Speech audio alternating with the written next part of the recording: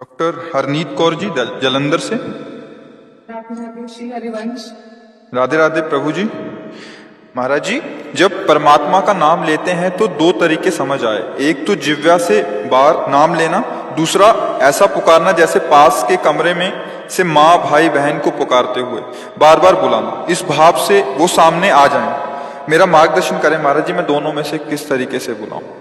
मतलब एक तो जिह्वा से बाहर लेके और एक तो पुकारते हुए। देखो, एक होता है वाचिक, फिर होता है उपांश, फिर होता है मानसिक। परा पश्यंती मध्यमा वैखरी, ये वाणी है जो हम बोल रहे हैं, वैखरी वाणी है।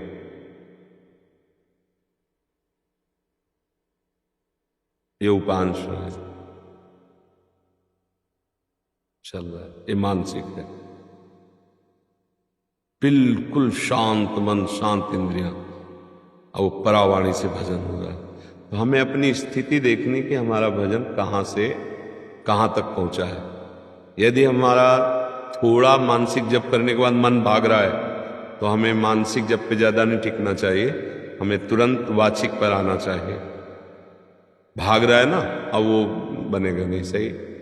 अगर हमारा मन थोड़ा हमें सहयोग कर रहा है तो उपांश जप में आ जाना चाहिए। ऐसे अब लग रहा है कुछ जप रहे हैं, पर क्या जप रहे हैं, कुछ लग रहा है ऐसा। मानसिक जप ये होता है, सामने मंत्र है, कान में सुनाई दे रहा है, आंख में एक एक अक्षर जमा हुआ है, और अंदर से परावाणी से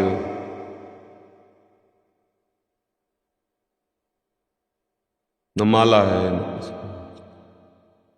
उठते बैठते चलते फिरते हर समय हो। पर यह सिद्धों की स्थिति होती है, साधक को करना होता है। तो अगर हम कम से कम 1.5 वर्ष जवान से अभ्यास करें, राधा राधा राधा राधा,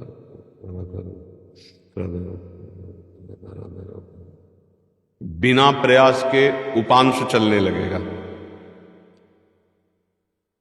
और अगर हम और कुछ समय उपांश का अभ्यास करें तो फिर मानसिक में स्थिति आने लगेगी। पर इतना करने में बीच में जो यात्रा बहुत घबराहट की है। जब पाप नष्ट होते हैं तो जलन पैदा होती है, नाना प्रकार के जो जिंदगी में कभी भी झगड़ा द्वेष अपमान हुआ होगा सब याद आएगा, सब जो पाप किए वो सब सामने आए, क्योंकि भस्म होगा ना। और उस समय साधक को टिक पाना बड़ा कठिन होता है। अच्छा, जो कमजोरी रही वो तुम्हारे सामने उपस्थित हो जाएगी। जैसे आप काम, क्रोध, लोभ, मोह, मत, वही तुम्हें दबाना शुरू कर देगा, क्योंकि अब युद्ध शुरू हो गया ना। नाम अब विजय करवाएगा ना, तो नाम न छूटे, उत्साह न टूटे, और आप आगे बढ़ते रहो तो जीत जाओगे। और इसके लिए साधु संग बहुत जरूरी है। जैसे हम कहीं हार रहे हो और कोई हमारा विश्वास नहीं कह दे, जीत गए जीत गए, अरे बस जीत गए, उठा पटक, बस पटक, तो उसमें बल आ जाएगा। उसने दिया कुछ नहीं, वाणी से केवल बोला, तुम निकल गए, घबराना मत, आप बस आगे निकल, आप निकल जाओगे।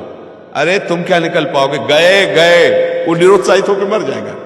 क्यों? उत्साह बढ़ाना। तो संत संग क्या करता है, हमें रोज उत्साह बढ़ाता है भगवत भजन के लिए, भगवत प्राप्ति के लिए। तो हम अपनी स्थिति को देखें कि हमारी स्थिति क्या है। अगर कुछ मिनट हम जब शांत होकर जपते फिर मन भाग जाता है, परेशानी, अभी हमारी मानसिक स्थिति नहीं, हमें उपांश में आना, और उपांश में भी जी घबराने लगता, परेशानी हो रही, तो नाम कीर्तन करना, राधा वल्लभ राधा वल्लभ राधा वल्लभ श्री हरि राधा। अनेक राग रागिनियों से इसीलिए हमने छूट दी है कि आप अनेक धुनियों में गाओ। संसारी आदमी है, तुम्हें पसंद है ये धुनी, उसी पसंद धुनी में राधा नाम लगाओ। राधा नाम जहर है, पर उसे शोध करके दो।